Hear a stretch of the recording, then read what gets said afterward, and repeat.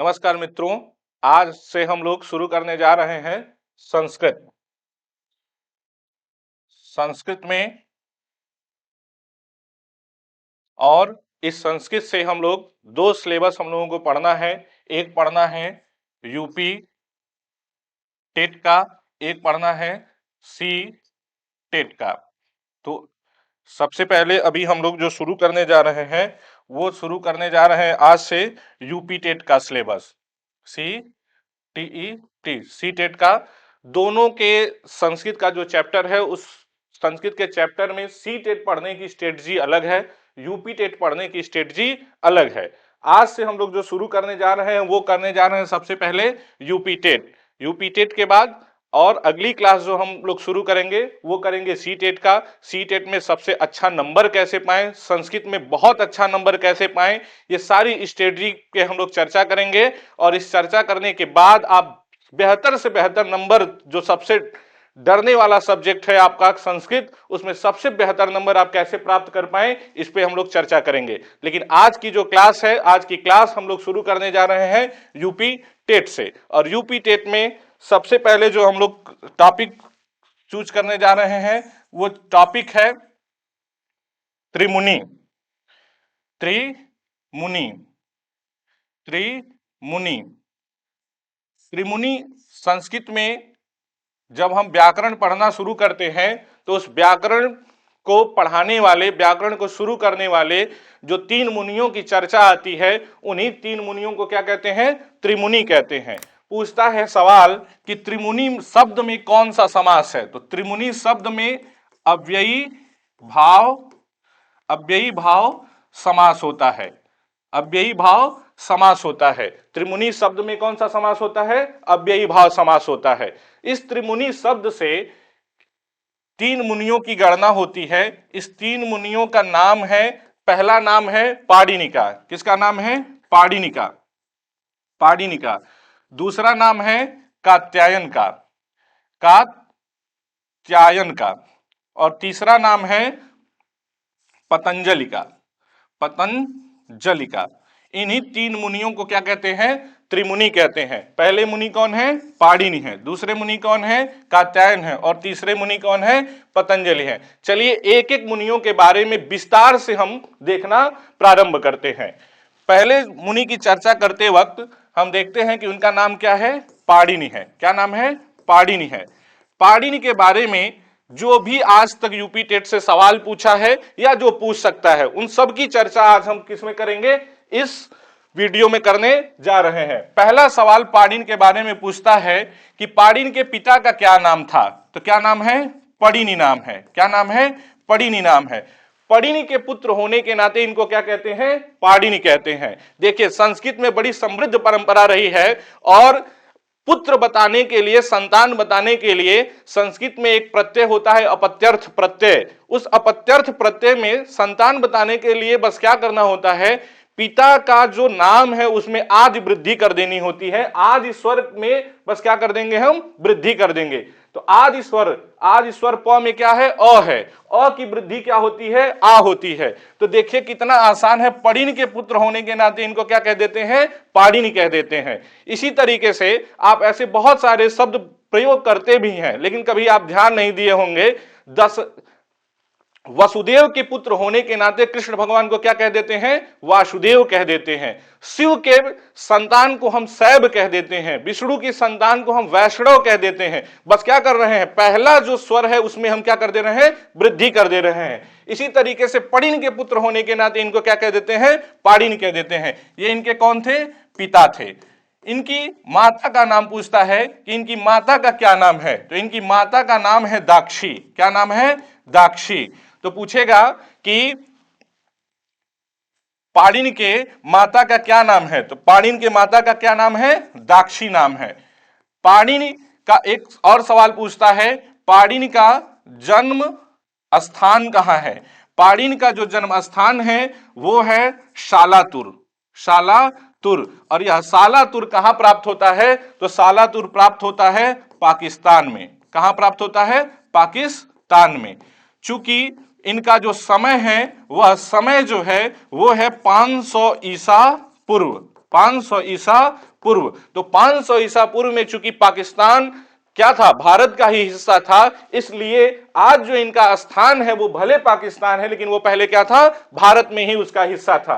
तो सालातुर पाकिस्तान इनका क्या है, जन्मस्थान है। और समय कितना है, 500 ईसा पूर्व है। अब सबसे अच्छा सवाल जो इनसे पूछता है वो सवाल क्या है कि इनकी रचना का क्या नाम है, इनकी रचना का क्या नाम है।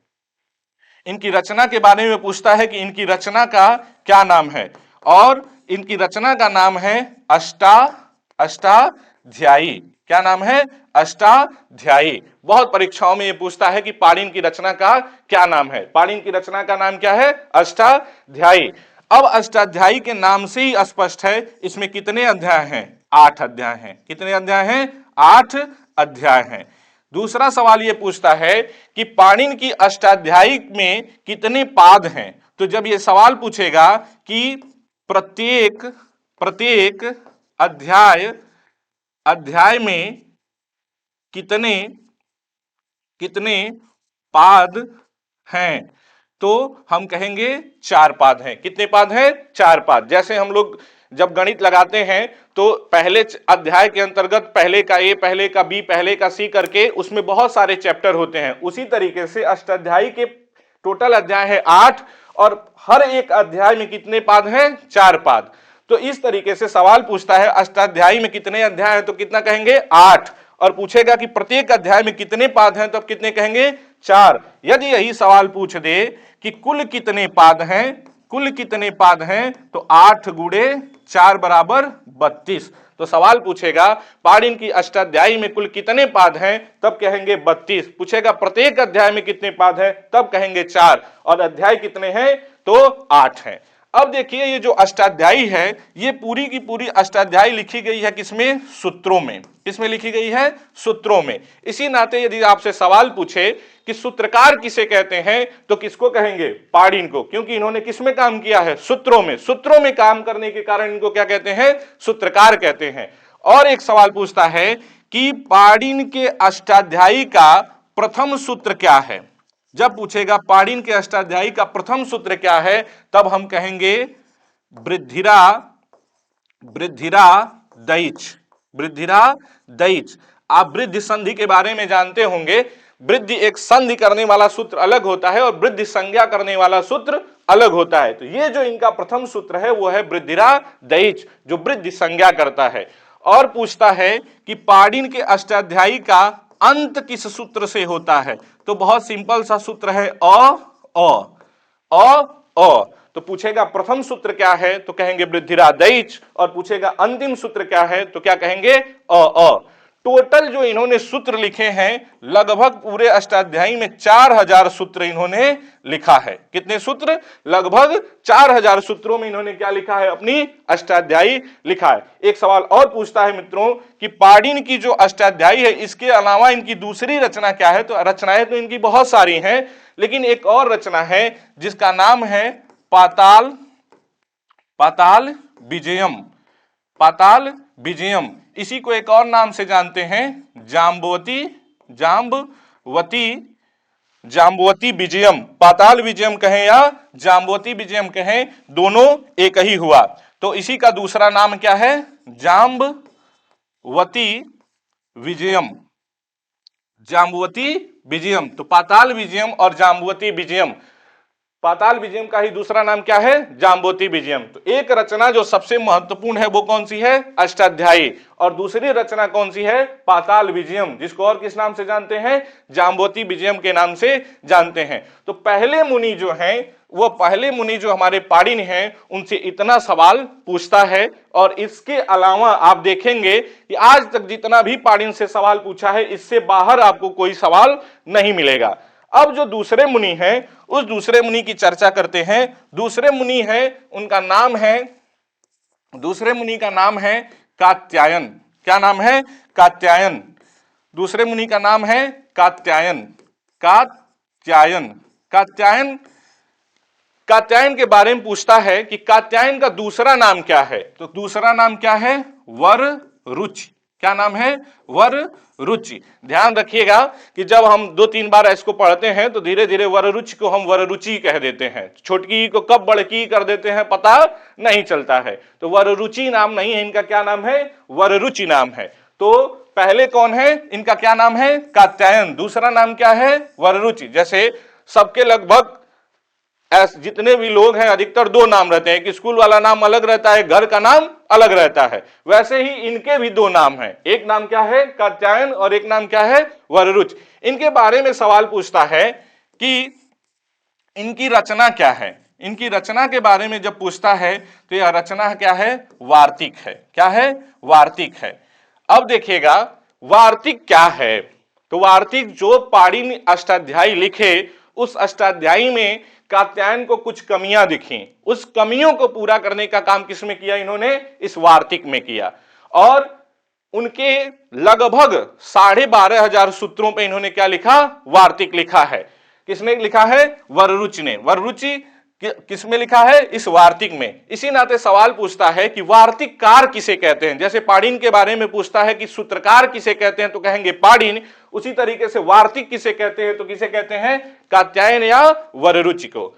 दूसरी बात देखिए, एक रचना तो इनका क्या है? वार्तिक। दूसरी रचना यदि पूछे इनका क्या है, तो है स्वर्गारोहण। क्या है? स्वर्गारोहण। स्वर्गारोहण। और देखेंगे कि पिछले जब प्रीवियस ईयर क्वेश्चन सॉल्व करेंगे तो सबसे ज्यादा जो पूछा है वररुच के बारे में, तो ये रचना, दूसरी रचना इनका बहुत बार पूछा है। पूछा है कि स्वर्गारोहण किसकी रचना है, तो किसकी कहेंगे? कात्यायन की रचना है। तो स्वर्गारोहण बहुत बार परीक्षा में पूछ चुका है। एक रचना क्या है? वार्तिक, जो व्याकरण की रचना है, और दूसरा जो काव्य है वो क्या है? स्वर्गारोहण। इसका व्याकरण से कोई संबंध नहीं है, ये क्या है? काव्य है। तीसरी बात इनके बारे में पूछता है कि इनका समय क्या है। इनका समय क्या है? तो समय कितना है? 350 ईसा पूर्व। कितना समय है? 350 ईसा पूर्व। पाणिनि का क्या समय है? 500 ईसा पूर्व। इनका क्या समय है? 350 ईसा पूर्व। और इनके बारे में एक सवाल पूछता है कि इनका जन्म स्थान कहां है। इनका जन्म स्थान कहां है। तो इनका जब जन्म स्थान पूछे, जन्म स्थान कहां है, तो हम कहेंगे ये कहां के हैं? तो ये दाक्षिणात्य हैं। कहां के हैं? दाक्षिणात्य हैं। दाक्षिणात्य का अर्थ है कि दक्षिण भारत में जो रहता हो उसी को क्या कहते हैं? दाक्षिणात्य कहते हैं। कात्यायन के बारे में समस्या क्या है कि कात्यायन का ये जन्मस्थान कहां है या इनके माता पिता कौन हैं, ये किसी को पता नहीं है। एक अंदाजा लगाया जाता है कि इनका जन्मस्थान कहां है? दाक्षिणात्य है। अब अंदाजा कैसे लगाया जाता है? तो जब हम किसी को नहीं जानते हैं तो वो यदि हमारे सामने बोले तो उसकी भाषा से जान सकते हैं कि उसका जन्मस्थान कहां होगा। तो जब उसकी भाषा हम देखते हैं, भाषा पहचानते हैं, तो भाषा से लगता है कि ये हमारे भारत में किस क्षेत्र का होगा। तो उसी तरीके से कात्यायन की भाषा से जानते हैं कि ये कहां के रहे होंगे? दक्षिण भारत के रहे होंगे। तो 2 मुनियों के बारे में हम लोगों ने पढ़ा। एक पढ़ा पाणिनि के बारे में, दूसरा पढ़ा किसके बारे में? कात्यायन के बारे में। कात्यायन के बारे में इतना ही सवाल आपसे पूछेगा। कात्यायन के बाद हम तीसरे मुनि के बारे में पढ़ने जा रहे हैं। तीसरे मुनि का नाम है पतंजलि। क्या नाम है? पतंजलि। पतंजलि। और इनके नाम लेने में हम इतने आदी हैं कि हम पतंजलि न कह करके अधिकतर कहते हैं पतंजलि। छोटी को क्या कर देते हैं? बड़ी कर देते हैं। हमेशा ध्यान रखिएगा, इनके नाम का बहुत अच्छा अर्थ है। नाम है पत धातु गिरने के अर्थ में होती है, और अंजलि मतलब होती है अजुरी। जिनके चरणों में सदैव अंजलि गिरी रहे उसी का नाम क्या है? पतंजलि है। पतंजलि के बारे में जब आप गूगल सर्च करेंगे तो आप देखेंगे कि इनका आधा शरीर मानव का मिलेगा और आधा शरीर सर्प का मिलेगा। ऐसा माना जाता है कि ये जो पतंजलि हैं ये शेषनाग के क्या थे? अवतार थे। तो तीसरे मुनि जो है हमारे, वो कौन है? पतंजलि है। आज जाकर के सर्च करिएगा इनके बारे में और देखिएगा कि आधा शरीर आपको मानव का मिलेगा और आधा शरीर सर्प का मिलेगा। उसके बाद इन्होंने क्या लिखा है पतंजलि ने? तो पतंजलि ने लिखा है महाभाष्य। क्या लिखा है? महाभाष्य। देखिएगा, इन्होंने लिखा है भाष्य, लेकिन वह भाष्य इतना विस्तृत हो गया कि उसको क्या कहा जाने लगा? महाभाष्य कहा जाने लगा। पाणिनि ने क्या लिखा? अष्टाध्यायी। किसमें लिखा? सूत्र में। वार्तिककार कौन है? कात्यायन। क्या लिखा? वार्तिक। इन्होंने क्या लिखा? भाष्य। और वह भाष्य इतना विस्तृत हो गया कि उसको क्या कहा जाने लगा? महाभाष्य कहा जाने लगा। पूछता है महाभाष्य किसमें विभक्त है? तो महाभाष्य विभक्त है आहनिक में, और इसमें टोटल आहनिकों की संख्या है 84। 84 आहनिक हैं। आहनिक है किसमें? महाभाष्य में। संस्कृत में कहते हैं अहन। अहन मतलब होता है दिन। जो एक दिन में पढ़ा जाता था उस समय उसको एक आहनिक कहते थे। तो पूरा महाभाष्य कितने दिन में पढ़ा जाता था? 84 दिन में पढ़ा जाता था। इस नाते इसको क्या कहते हैं? 84 आहनिक कहते हैं। इसका जो अध्याय है वो आहन अध्याय न कह करके क्या कहा जाता है? आहनिक कहा जाता है। और टोटल 84 आहनिक है। और ये जो 84 आहनिक हैं इसको पढ़ेंगे तो जब तक आप अच्छे से अष्टाध्यायी नहीं जान रहे हैं, अष्टाध्यायी के सूत्रों को नहीं जान रहे हैं, तब तक इस महाभाष्य को आप अच्छे से समझ नहीं सकते हैं। अब खुद ही सोचिए कि इन्होंने अष्टाध्यायी और वार्तिककार दोनों से जो रह गया उसको लिखने का काम किसमें किया? महाभाष्य में। और यह भाष्य इतना विस्तृत हो गया कि इसको क्या कहा जाने लगा? महाभाष्य कहा जाने लगा। पहले एक दिन में, चूंकि संस्कृत लोगों के बोलचाल की भाषा थी, इस नाते एक दिन में पढ़ा जा सकता था इसका एक आहनिक। आज एक दिन में यदि आप पहली बार पढ़ना चाह रहे हैं तो एक दिन में तो कोई सवाल ही नहीं उठता कि इनका एक आहनिक आप समाप्त कर पाए, और समाप्त भी कर लेंगे तो अच्छे से जो ये कहना चाह रहे हैं वो आप समझ पाए। तो इसको समझने के लिए बहुत अच्छा व्याकरण का होना आपका आवश्यक है। दूसरी बात, पतंजलि के बारे में ये क्या है? इनकी रचना है। और दूसरी रचना इनकी क्या है? दूसरी रचना जिससे आप सबसे ज्यादा परिचित होंगे वो रचना है योग सूत्र। क्या है? योग सूत्र। तो दूसरी रचना है इनका योग सूत्र, और एक और रचना है इनका महानंद काव्य। महानंद काव्य। ये तीन रचनाएं हैं। किसकी रचनाएं हैं? पतंजलि की। अब देखिए पतंजलि से और क्या सवाल पूछता है? तो पूछता है पतंजलि की माता का क्या नाम था? माता का इनके नाम था गोणिका। क्या नाम था? गोणिका। इस नाते सवाल पूछता है कि गोणिका पुत्र किसे कहते हैं? तो गोणिका पुत्र किसे कहते हैं? पतंजलि को कहते हैं। पूछता है कि इनका जन्म स्थान कहाँ है? जन्म स्थान कहाँ है? और इनके जन्म स्थान से आप सभी लोग परिचित होंगे। भले आप न आज से पहले जान रहे हो कि पतंजलि का जन्म स्थान कहाँ है, लेकिन आज जान जाइए कि पतंजलि का जन्म स्थान जो है वो है गोंडा। क्या है? गोंडा। गोंडा ही इनका क्या है? जन्म स्थान है। गोंडा का पुराना नाम है गोनर्द। आपको गोंडा ऑप्शन में न मिले तो मिलेगा आपको क्या? गोनर्द। तो गोंडा का ही पुराना नाम क्या है? गोनर्द। तो या तो जन्म स्थान में गोंडा मिलेगा या क्या मिलेगा? गोनर्द मिलेगा। तो पतंजलि का जो जन्म स्थान है वो कहां है? गोंडा या गोनर्द। इनका जो समय है वो समय पतंजलि का जो है वो समय है 150 ईसा पूर्व। कितना है? 150 ईसा पूर्व। इस पतंजलि का क्या है? समय है। पाणिनि का समय कितना है? 500 ईसा पूर्व। कात्यायन का समय कितना है? 350 ईसा पूर्व। और पतंजलि का समय कितना है? 150 ईसा पूर्व। पूछता है कि पतंजलि का 150 ईसा पूर्व के आसपास देखेंगे कि इतिहास में एक राजा हुए हैं पुष्यमित्र शुंग। क्या हुए हैं? पुष्यमित्र शुंग। ये पुष्यमित्र शुंग के ही दरबार में रहते थे। पुष्यमित्र शुंग के ही दरबार में रहते थे। कौन रहते थे? पतंजलि। पतंजलि पुष्यमित्र शुंग के दरबार में रहते थे। और पुष्यमित्र शुंग के ही ये क्या थे? पुरोहित थे। पतंजलि क्या थे? इनके पुरोहित थे। पुरोहित थे। इतना सवाल पूछता किसके बारे में है? पतंजलि के बारे में। देखिएगा पतंजलि का रचना क्या है? तो महाभाष्य। महाभाष्य में कितने आनिक हैं? 84 आनिक। दूसरी रचना क्या है? योग सूत्र। ये पहला। दूसरी रचना क्या है? योग सूत्र। तीसरी रचना क्या है? महानंद काव्य। इनकी माता का क्या नाम है? गोणिका। इनका जन्म स्थान कहां है? गोंडा या गोनर्द। इनका समय कितना है? 150 ईसा पूर्व। और इनके किसके दरबार में रहते थे? तो पुष्यमित्र शुंग के दरबार में रहते थे। इनके क्या थे? वो पुरोहित थे। तो तीन मुनियों के बारे में हम लोगों ने पढ़ा। उन तीन मुनियों में देखेंगे, पहले मुनि के बारे में पढ़ा जिनका नाम क्या है? पाणिनि। पाणिनि की रचना क्या है? तो पाणिनि की रचना है अष्टाध्यायी। कितने अध्याय है? 8 अध्याय। प्रत्येक अध्याय में कितने पाद हैं? 4 पाद। कुल कितने पाद हैं? 32 पाद।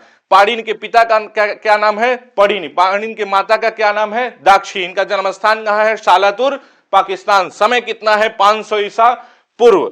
इनका पहला सूत्र क्या है? तो तो वृद्धिरा दईच, इनका अंतिम सूत्र क्या है? तो अ। टोटल लगभग इन्होंने कितने सूत्र लिखे हैं? 4000। इसके सामने लिख लेंगे लगभग, लगभग इन्होंने कितने सूत्र लिखे हैं? 4000। दूसरी रचना क्या है?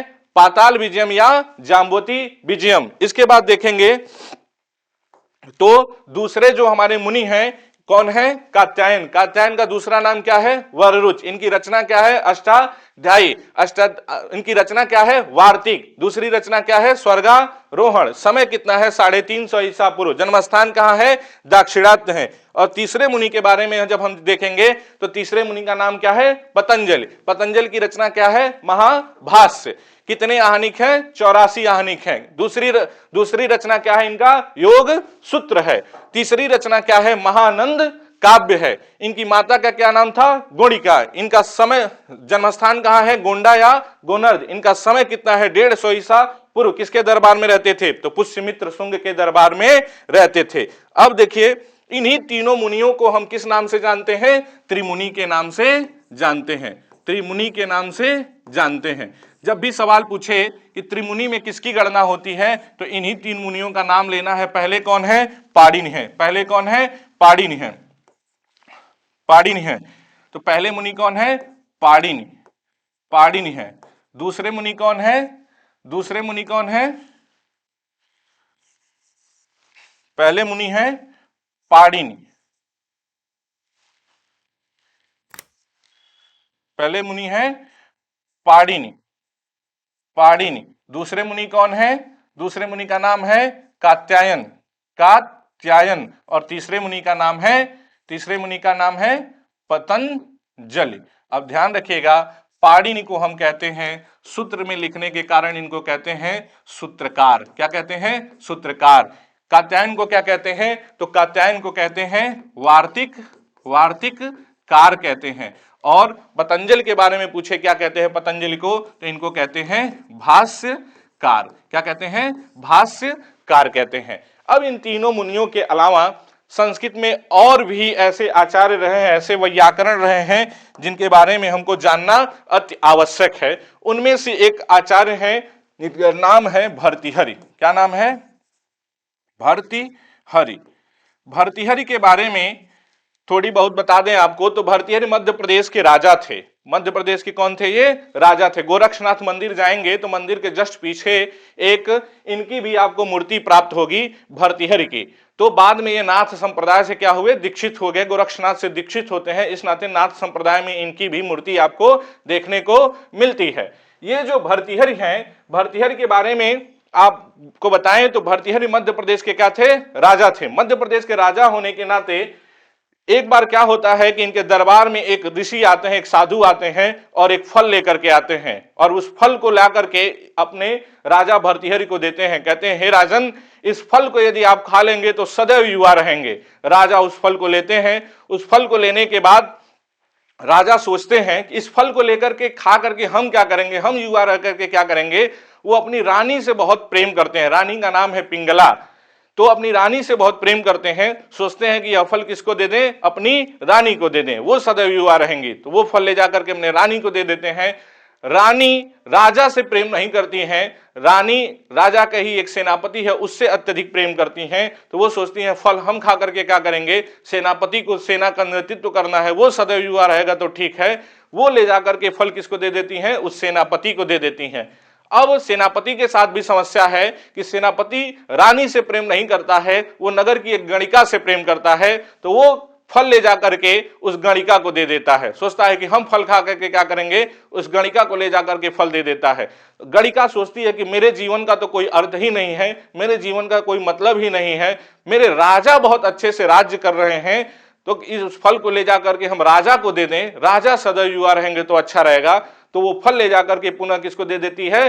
राजा को दे देती है। इन्हीं भर्तृहरि को जब पुनः वह फल प्राप्त होता है तो देख करके इनको बहुत आश्चर्य होता है और उसके बाद ये रानी को बुलाते हैं और धीरे धीरे जब ये सारा दरबार में घटना का पता चलता है कि ये किस किस प्रकार से फल पुनः उन्हीं को प्राप्त हुआ, तो उसके बाद कहा जाता है कि बाद में उन्होंने पूरा अपना राज्यपाट छोड़ करके वहीं से संन्यास धारण कर लेते हैं और संन्यास धारण करने के बाद में इनको मिलते हैं गोरक्षनाथ और गोरक्षनाथ से ही ये दीक्षित होते हैं। इसी नाते नाथ संप्रदाय में इनकी मूर्ति मिलती है। इनकी रचना है पहली रचना इनको एक रचना है जिनका नाम है वैराग्य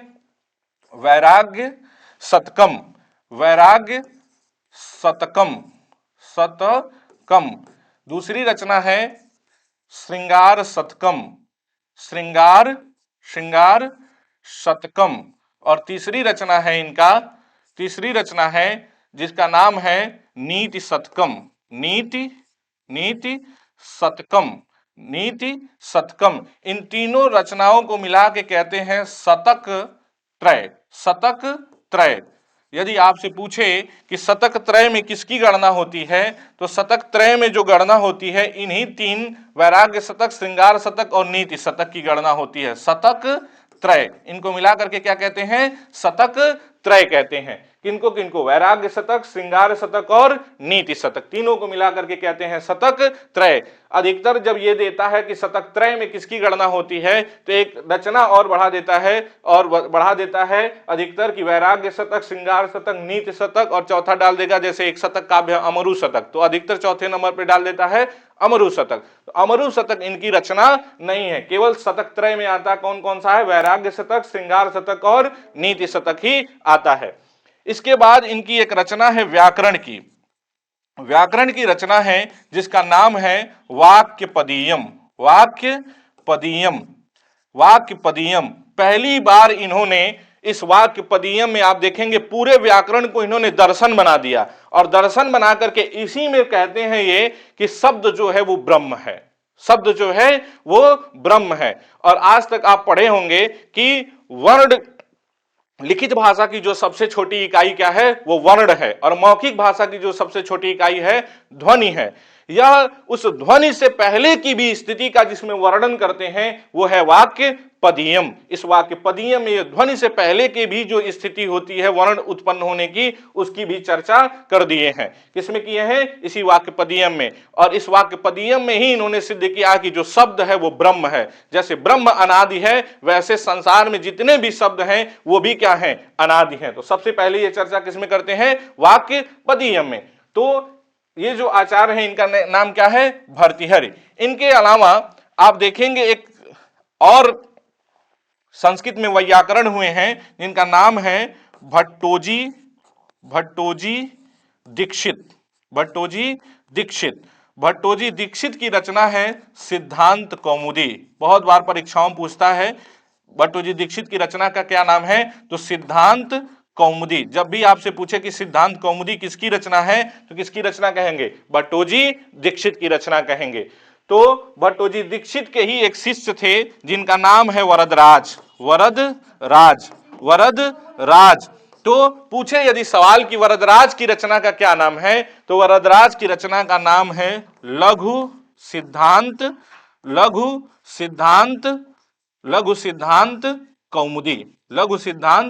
कौमुदी। अब देखिए ये कौन थे? ये गुरु थे। ये कौन थे? ये गुरु थे। और ये कौन थे? इनके शिष्य थे। गुरु ने क्या लिखा? सिद्धांत कौमुदी। और शिष्य ने क्या लिखा? लघु सिद्धांत कौमुदी। इस तरीके से देखेंगे कि उन त्रिमुनियों के अतिरिक्त जो वैयाकरणों में सबसे महत्वपूर्ण वैयाकरण है उनमें एक का नाम है क्या? भर्तृहरि। एक का नाम क्या है? भट्टोजी दीक्षित। और एक का नाम क्या है? वरदराज। इन तीनों लोगों के बारे में और इनकी रचनाओं के बारे में हम लोगों ने पढ़ा। अब आगे जितने भी हम लोगों को चैप्टर पढ़ने हैं, पूरा वर्णमाला पढ़ना है, पूरा संधि, समास, कारक, और किस किस प्रकार से स्टेप बाय स्टेप हम आपको यूपी टेट में जितना ज्यादा से ज्यादा हो सकेगा हम आपको नंबर दिलाने का प्रयास करेंगे। मित्र, यदि आप हमसे जुड़ते हैं तो निश्चित तौर पे यूपी टेट में 30 में से 28 से 29 सवाल आपके होने ही होने हैं। मैक्सिमम सवाल देखेंगे यूपी टेट में प्रीवियस ईयर से भी पूछ देता है, लेकिन उसके बारे में क्या वो उस सवाल में क्या कह रहा है ये आप कैसे जानेंगे? तो आप लगातार हमसे बने रहिए, आगे पढ़ते रहिए, और पूरे यूपी टेट में जितने भी सवाल मैक्सिमम हो सकते हैं हम आपको दिलाने का प्रयास करेंगे। 30 में से यदि आप जुड़ते हैं तो 28-29 से कम नंबर तो नहीं आने हैं। और कैसे इस 28-30 नंबर आएंगे, जल्द ही हम आपको इसकी स्ट्रेटजी का भी आपको एक वीडियो आपको यूट्यूब पे डाल देंगे। सीटेट के पढ़ने का पैटर्न अलग है, यूपी टेट के पढ़ने का पैटर्न अलग है। दोनों पैटर्न में किस प्रकार से हम मेहनत करें, कैसे सीटेट में अच्छा नंबर पाएं, कैसे यूपी टेट में अच्छा नंबर पाएं, जल्द ही हम इसका वीडियो लेकर के आपके सामने आ रहे हैं। और पूरा का पूरा संस्कृत जिससे आप डरते हैं, देखिएगा आप सबसे ज्यादा नंबर उसमें प्राप्त करेंगे। निश्चित तौर पे आप जिस इस संस्कृत से डरते हैं, यदि मैं हूं और मैं लगातार पढ़ा रहा हूं, आप हमसे लगातार जुड़ रहे हैं, तो मैक्सिमम नंबर हम आपको दिलाने का प्रयास करेंगे। पूरे संस्कृत में कहीं आपको कोई दिक्कत नहीं होगी। धन्यवाद।